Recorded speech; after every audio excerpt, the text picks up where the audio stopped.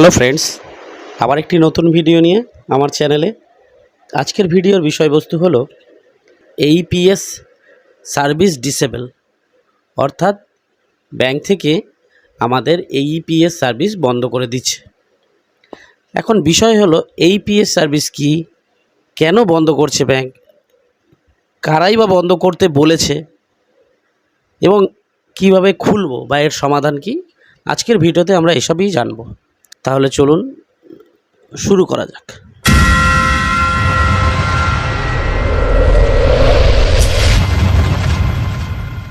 প্রথমে বলি এইপিএস কি। এইপিএস হলো আধার এনাবল পেমেন্ট সিস্টেম, অর্থাৎ আমরা যারা আধারের মাধ্যমে আঙুলের ছাপ দিয়ে টাকা তুলি সেই সিস্টেমটা।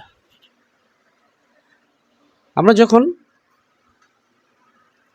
কোনো ব্যাংকে অ্যাকাউন্ট খুলি, আমরা সবাই চাই আমাদের নিকটবর্তী এইপিএস সেন্টার বা সাইবার ক্যাফে থেকেও অনেকে তুলে থাকেন, বা এসবিআইয়ের গ্রাহক সেবা থেকেও অনেকে টাকা তুলে থাকেন। আমরা সবাই চাই যে কাছাকাছি সেখান থেকে যেন তুলতে পারি টাকা। সেই জন্য আমরা ব্যাংকে গিয়ে বলি আধারটা লিঙ্ক করিয়ে দিই। আবার ধরুন গভর্নমেন্ট আপনাকে কোনো সাবসিডি দেবে বা গভর্নমেন্টের তরফ থেকে কিছু পেমেন্ট হবে, রেশনের সাবসিডি হোক, যে কোনো সাবসিডি, গ্যাসের সাবসিডি হোক, সেগুলোও ঢোকে আধারের মাধ্যমে।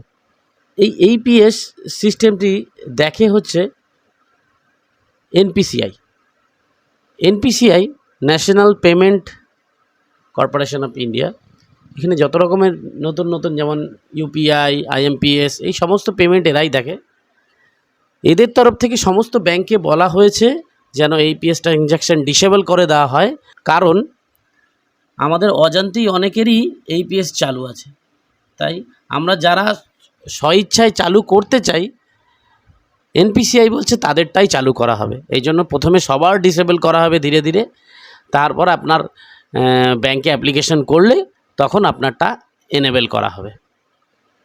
আমি এখানে একটা এসবিআইয়ের গ্রাহক সেবার ডেমো দেখাচ্ছি, যে সমস্যাটা কীরকম আসছে বা কী মেসেজ আসছে, তাহলে আপনারা বুঝতে পারবেন অনেকেই। এখানে আমি একটা স্টেট ব্যাংকেরই টাকা তুলে দেখাচ্ছি। গ্রাহকের আধার দিলাম, উইথড্রল করছি, 1000 টাকাই উইথড্রল করে দেখাচ্ছি। ফিঙ্গারপ্রিন্ট দিয়ে যখন সাবমিট করছি,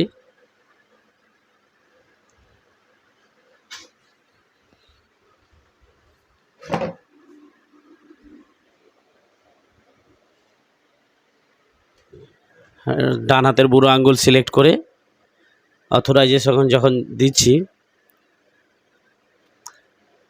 দেখুন আমাদের লাইট জ্বলেছে, ফিঙ্গারপ্রিন্টসের ক্যাপচার সাকসেসফুল হয়েছে। এখানে গ্রাহক সেবার পাসওয়ার্ড দিয়ে যখন অথরাইজ করছি,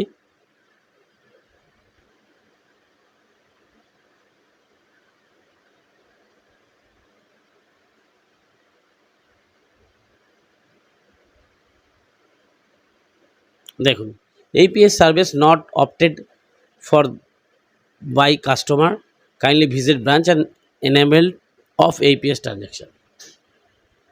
ভালো করে পড়ে দেখুন। তাহলে এই সমস্যা থেকে সমাধানের একমাত্র উপায় এখন অবধি যেটা আছে, এখানে একটা ফর্ম আছে, ফর্মটি আমি ডেসক্রিপশান বক্সে দিয়ে দেবো।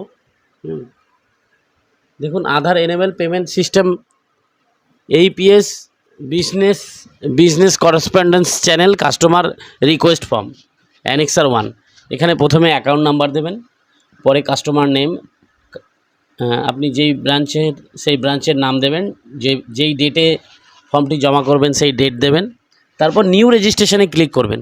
অর্থাৎ আমাদের কারোরই রেজিস্ট্রেশন নেই, সেই জন্য আমরা প্রথমে সবার নিউ রেজিস্ট্রেশন করাতে হবে এবং এখানে ব্যাংক কর্তৃপক্ষকে জানাতে হবে আমি এইপিএস রেজিস্ট্রেশন করাতে চাই। এবং এইপিএস রেজিস্ট্রেশনের ক্ষেত্রে ওনস ট্রানজ্যাকশান, অর্থাৎ আমি যদি এসবিআইয়ের গ্রাহক হই তাহলে এসবিআই থেকেই যদি ট্রানজ্যাকশান করি বা এসবিআই গ্রাহক সেবা থেকে যদি ট্রানজ্যাকশান করি, সেটা হচ্ছে ওনস ট্রানজ্যাকশান। তার লিমিট ম্যাক্সিমাম 30,000, আপনি ওখানে লিখবেন 30,000। আর বোথ ওনস অ্যান্ড অফস মানে আমি যদি অন্য মাধ্যম দিয়ে করি, যে কোনো আপনার সাইবার ক্যাফে থেকে বিভিন্ন লোকে মোবাইলের মাধ্যমে তুলে দেয়, তাদের কাছে ওর লিমিট ম্যাক্সিমাম 10,000। আপনি আপনার মন পছন্দ মতন ওখানে দিতে পারবেন 50 টাকা থেকে 10,000-এর মধ্যে যে কোনো সীমা দিয়ে ইয়েসে ক্লিক করে নিচে দেখুন সিগনেচারে আপনার নাম লিখবেন আর সিএসপির স্ট্যাম্প মেরে জমা দেবেন যদি সিএসপির বই হয়। আর যদি সিএসপির বই না হয়, মানে যদি ব্যাংক থেকে করা বই হয়, তাহলে এই স্ট্যাম্প মারের দরকার নেই, আপনি সরাসরি এর সাথে একটি আধার কার্ডের জেরক্স দিয়ে জমা দিতে পারেন। আর যদি সিএসপির বই হয়, অর্থাৎ এসবিআইয়ের যে সিএসপি কাস্টমার সার্ভিস পয়েন্ট আছে সেখানকার বই হলে আপনাকে স্ট্যাম্প মেরে সিএসপির যে ওনার আছে বা রেজিস্টার্ড অথরাইজড যে যিনি আছেন তার সই করে, আধারেও সই করে জমা দিতে হবে। জমা দিলেই 24 ঘন্টার মধ্যে আপনার এইপিএস এনাবেল হয়ে যাবে, যেটা ডিসেবল আছে। আশা করব ভিডিওটি ভালো লাগলে আপনারা লাইক, কমেন্ট, শেয়ার করবেন এবং আমার চ্যানেলটিকে সাবস্ক্রাইব করবেন। ধন্যবাদ ভিডিওটি দেখার জন্য।